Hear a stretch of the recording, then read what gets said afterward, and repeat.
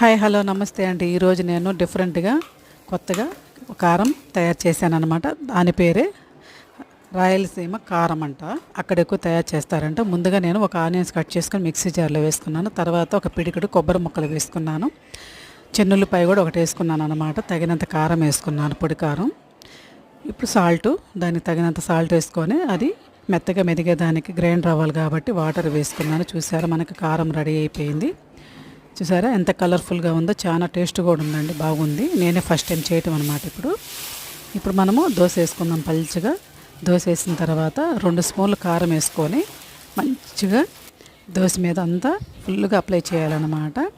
చేసేసి ఆ దోశ మీద, ఆ కారం మీద ఫుల్గా నెయ్యి ఫుల్గా వేసేసి మంచిగా కాల్చుకోవాలన్నమాట. రెడ్ షేడ్ వచ్చేటట్టుగా కాల్చుకున్నామంటే రాయలసీమ కారం దోశ రెడీ అయిపోయింది. నచ్చితే లైక్ చేయండి, షేర్ చేయండి, సబ్స్క్రైబ్